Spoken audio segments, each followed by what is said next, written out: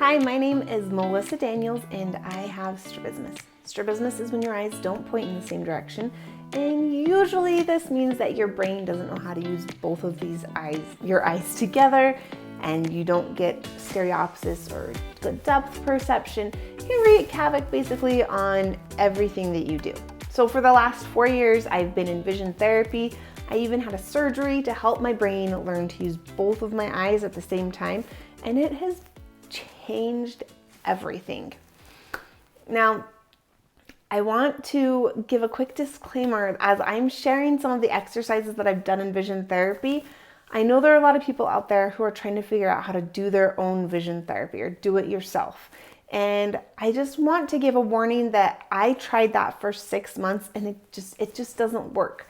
Most people who try to do it on their own end up with pretty severe double vision that can be debilitating. So as the ultimate do-it-yourselfer and the person who has tried every program, I realized I needed to work with an optometrist, and that has changed everything for me.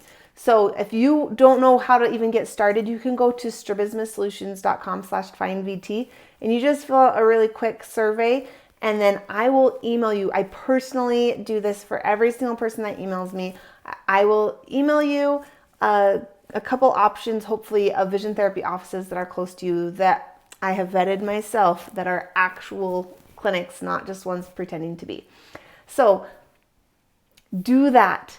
Now, if you're in vision therapy and you're looking for some new exercises to try, or you're feeling stuck, that is what this series is all about on my channel. I want to help people who are in vision therapy because I know how hard it was for me and for my optometrist as we're trying all these different things, trying to figure out what is going to work to help my brain use both eyes.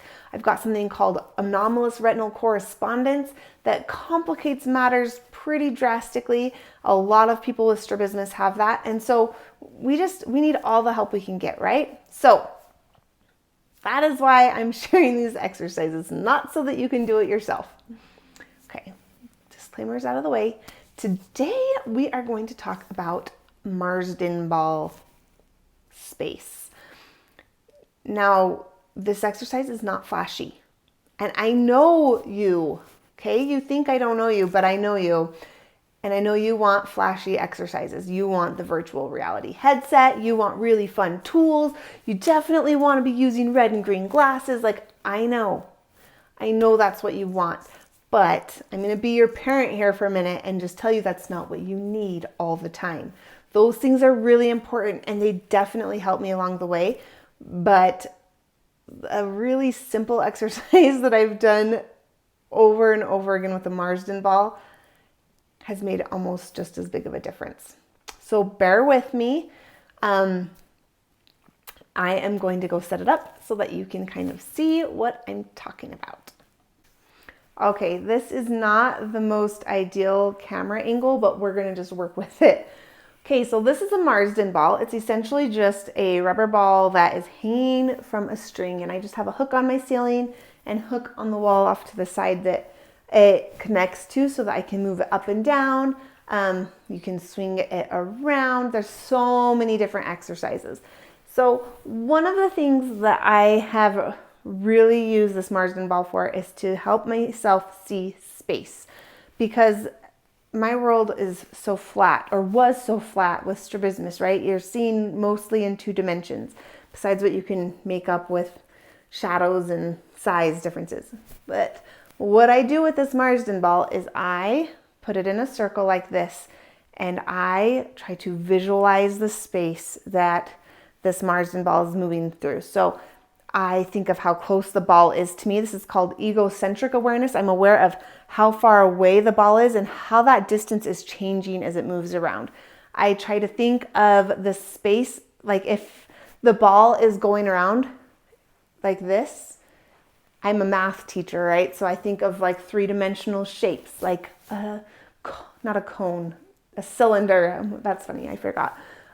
So I think of this as tracing and outlining the top circumference of a cylinder, and then think of like all the space. Like if that whole cylinder was full of, I don't know, sand or something, I imagine that space that it's moving through, and then I put myself into the space. Another thing is I can step in and then I picture the ball going behind me and I come back out, and I might step in and then step to the side.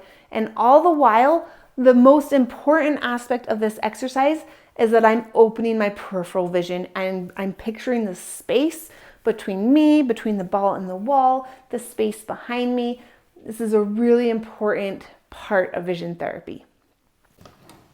I know that imagining space does not seem important, but your brain does not see the world with space in it. Your eyes jump from one object to the next object and you skip over any space between items. And I know the space doesn't seem important, but the space is where all the magic of seeing in 3D happens. And it's so important. It's something that takes time, takes imagination, it takes practice believing in that, seeing that space. It really is one of the most important principles that I have learned in vision therapy. Yes, all the red and green glasses and the virtual reality, all of that is important. Definitely it helps, but you've got to have this piece of believing that there's space and practicing seeing space. So I love doing that with the Marsden ball, exploring the space as the ball is moving and I'm moving, and all of those interactions. I talk a lot more about this egocentric awareness, the awareness of the space between me and the objects that I'm viewing, and practicing and learning how to use that space to have better depth perception in the course I created called Mastering Peripheral. And I think it could really help you if you are somebody who's in vision therapy. Actually, I know it will help you because this is a piece that most people are missing. They want to do all the fancy exercises and they skip this foundational piece of filling in this gap of learning how to see space. So give it a try. I know it sounds dumb and annoying. Put on a good audiobook and or talk on the phone, whatever it takes to get your mind off of it so that it doesn't feel boring, and just sit there and let your body be in space. So good luck, and I will see you in the next video.